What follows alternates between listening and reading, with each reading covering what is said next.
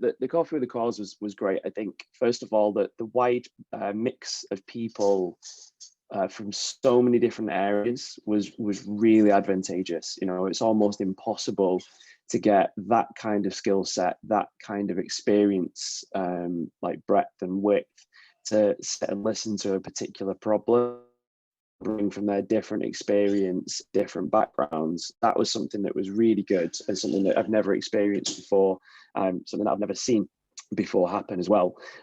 So I think that was the first thing that kind of impacted me from being in the session, was there's just that wide range.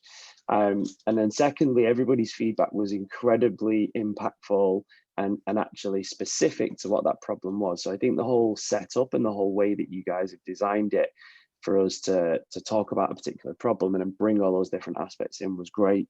One of the things that I'd mentioned on the follow-up call was I was really making feverish notes all the way through, and really wanted to take and action some of those comments and feedback very quickly to sort of see the impact, because I think it's always very easy to accept advice and then not do it.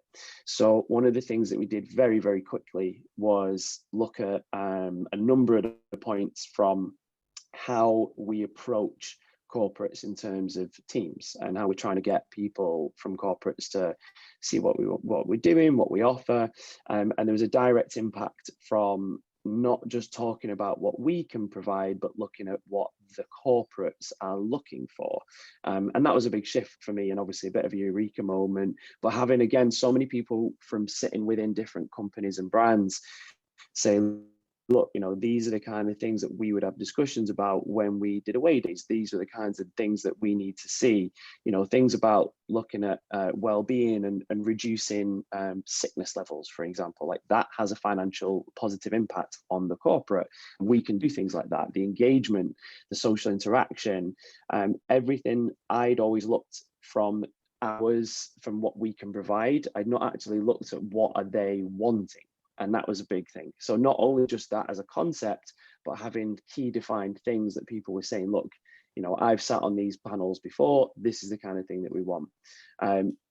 So we changed the whole corporate offering from the back of that to be much more data driven. I went and got a partnership with an application that's worked in the corporate world so far, but they do now like a 6 to 8 week lead up to our events, where it's about social interaction, it's about activity, it's increasing rest, increasing wellness, and we monitor things like absence level, we monitor things like people's feedback and interactions as a team, especially during the time of people still being so remote working, or as a return to office kind of single point of focus. So bringing that in became much more tempting to corporates, because then it wasn't just there was one day and there wasn't just a CSR element. There was an element that they saw as a huge benefit to the actual business and their turnover and their profit and loss, which is, in a business world, that's the thing that needs to be done. So that was really, really an instant impact change, that when I saw that, we very quickly pivoted, put that in, and started to get a lot more buy-in from corporates in terms of what they wanted to do. And that's helped us to grow that into next year. We have seen, unfortunately, still some resilience, because back to work is not as picked up as quick as I think that maybe the government had hoped and other people had hoped. So there is still quite a hesitancy for full back to work. So that's put a little bit of a break, I think, on the overall impact that we could have made, but very much already started conversations for next year. So and that's on an international level, with some brands who are, they're looking at our events because we have them in different cities and saying, look, this is something that we can then provide that brings a unison to a company that's divided across multiple cities and multiple countries. So that was a very, very instant feedback that worked really well.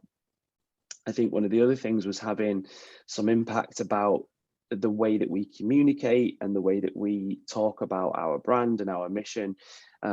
Again, we look very internally. We do this same thing every day. We get it. We understand what we do. We understand everything that's great about it. But having some external eyes come in and go, well, actually, have you thought about explaining what the word battle means? Have you thought about having a wider campaign that people understand what battle cancer is, what that's associated, and why people want to be part of it? And then, you know, layering up that you've got events, where we've just been pushing events and not really talking about the higher line part of it. So that's forming some of our definitive marketing stuff that we're going to do next year. We're already planning campaigns in and around that, and we've gone and done a lot of customer feedback, both with people who've been affected by cancer and those that have not. So again, really, really impactful. We have started to deal with our like brand partnerships into 2022 and building that corporate offer, but also bringing in the brand partners and saying, okay, well, how else can you enhance this experience? What other avenues do you have? And one of the very simple points that was made, but something that we've overlooked, was reaching out to people who've already done the events, people who are already part of our network, saying, guys, you know, like, do you work in a big corporate? Are you in a position where you can introduce this? Because we always felt that we just didn't know the gatekeepers to the right places. And actually, we've been sat on, you know, 15,000 people, statistically, of which people will have, you know, they'll be working for big corporates, or they will have worked for big corporates, etc. So it was such a simple point, but something we'd not thought about doing before, because we're just so concentrating on the experience for the people and for the event. So again, that was really huge. A lot of offset conversations that have come from that as well. A lot of people that wanted to take the information and take it back. There's nothing like hard and fast that's come from any of them yet. But again, I feel a lot of that is a time-related issue and the kind of current COVID situation. But overall, I think for me, it was a chance that you would have to pay a lot of money to have that many consultants in one room look at one problem. You know, that would be, you know, almost nigh impossible to do. So for somebody of our size, for somebody of our reach, our very limited means, to get that wealth of experience, you know, analytics, and like I said at the beginning, broad range of backgrounds of where people have come from, yeah, it was just phenomenal. And we wanted to try and take as much of that as quick as possible. So there's one that's going to be huge for us, which I think part of the conversation really helps, not just from what was talked about from a corporate aspect, but certainly from the advice in the marketing and how we talk about those that are attached to what we do, the definitives. We can't say anything about them, which is really annoying. I'm so sorry, but we will like announce that. It's just, and it is to not kind of downplay it. It'll be the biggest partner that we could get potentially in the world in our space. And it's incredible. And again, a lot of that and the conversation with them, they're a huge sports brand, was in terms of what we can also offer them. So, you know, I took some of the advice, not just from how we get corporates to sign teams and buy in, but how do we actually work with better brand partners, and also how do we get multi-billion-pound brand partners as well. You know, it's looking at their actual strategies, what are they doing from their marketing, and instead of just telling them what we're doing, there was a lot of suiting to change. So this brand has a very strong online presence in terms of delivering training programs through an app, and that's a huge aspect to their business. You know, they have 2 million users a week use that app. So it was like, well, actually, you know, instead of just telling that we can do this at events and we can do really good CSR stories and we can do all this other stuff, it was like, well, actually, we can provide you an additional thing on that platform.